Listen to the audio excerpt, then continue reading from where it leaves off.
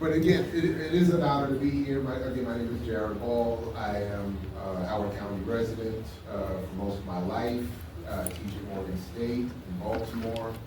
And I am happily a co-host with Renee Johnston of New Jersey Green Party of Saturdays with Renee on Black Liberation Media. So that's your diet.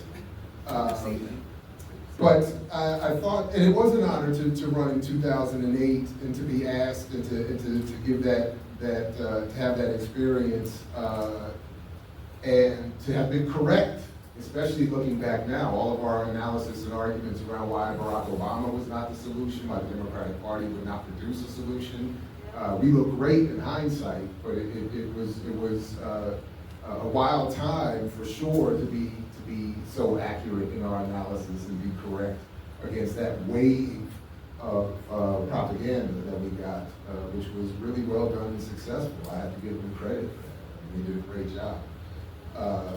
And have been doing a great job since, because what has happened, quite honestly, and I think all of us in here are pretty clear about that from the moment Obama left office, and even before then, the rebrand began, which was everything that you didn't get these 8 years, that he promised you would get these 8 years. It's not his fault or the Democrats' fault. It's the Republicans that were so recalcitrant and resistant, even when the Democrats had 2 years of everything, and we got nothing.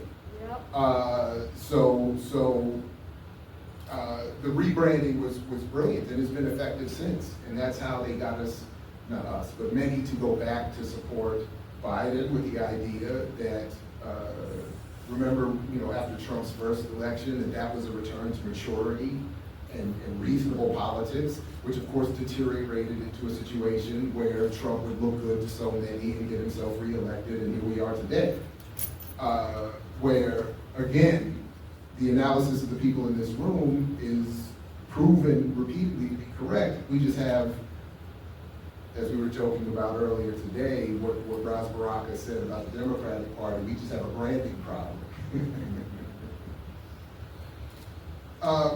But forgive me, if you will, for a second, because I've been asked for a forthcoming project to review the work of Johan Galtung, who I think many of you probably know more about than I do, and particularly his comments around structural violence. So I've been reading his work a little bit and thinking a lot about it. So when I was asked to come here today, I couldn't help but try to fold in some of what that experience has been like. And I think it's relevant to our situation here, because he says something about the invisibility of structural violence as opposed to the other forms that are more obvious and immediate and physical that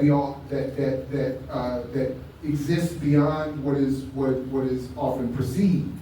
And I thought about it in the context of something Marshall McLuhan has said, one of my favorite media scholars, despite our wildly different perspectives on the world.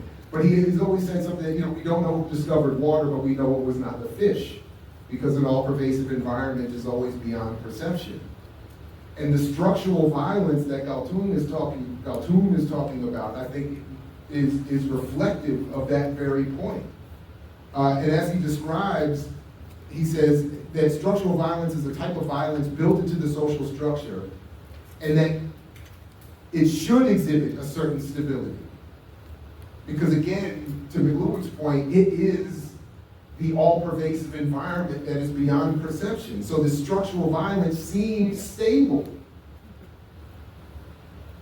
Social structures may perhaps sometimes be changed overnight, but they may not very often be changed that quickly. Personal violence, which to a larger extent is seen as a subject to the whims and wishes of individuals, should show less stability.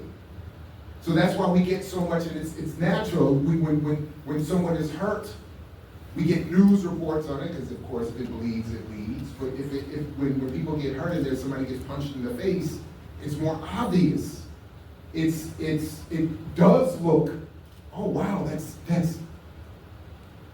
because it's a break from what Galtung calls the tranquil waters of structural violence, which may contain more violence. So his point is, people in uniforms kill way more people than so-called terrorists who are outside of uniform, but that's not considered certainly terrorism, much less violence even.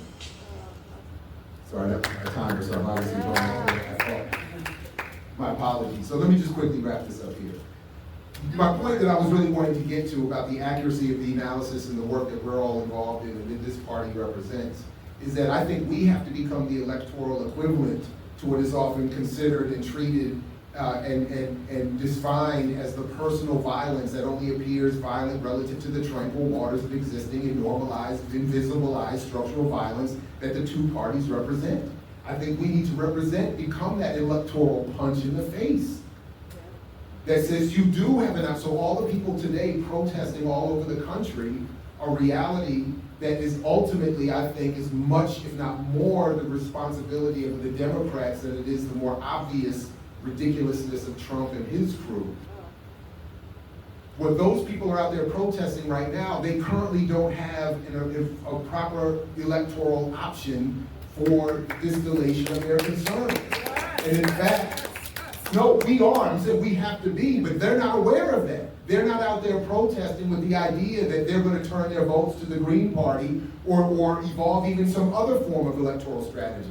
At the end of the day, even for those, and we were talking about this earlier, I think that I'm suspicious about the people who claim to what extent they don't vote or when they claim to be left of voting at all. I think a good percentage of them do end up voting they for the Democratic Party. I think they succumb to the pressure of their environment and their families and their quiet fears, and they quietly go off and cast a vote for the Democrats because they, even with their overt analysis critical of all that, don't recognize us and other efforts as viable alternatives. So I just want to encourage us and be part of the cheerleading to a certain extent for the work that you all are here doing, so that we can have that energy behind us when people are telling us that we're the reason everything is failing, that we're the spoilers, we're the reason Barack Obama was held back, we're the reason Biden was held back. Like the green, it's don't waste your vote. And worse to those of us who come out of these oppressed, minoritized communities where people tell us people died for the right for you to vote. And they didn't. That's not what they were out there. They were fighting. They were dying for the right to have power, for access to power, not for the simple fact of casting a vote for some Democratic warmongering party. So we who are gathered here and elsewhere in similar formations have to be reminded and to project with greater ability into the world around us that we are right. We are on the right side of history, and we will not be cowed in any way, especially by those whose fears and ignorance want only that we reduce the meaning of the vote to blind obeisance to power. That's why I salute all of you. Thank you very much. It's an honor to be here. And peace, only if you're willing to fight for it. As Fred Hampton used to say.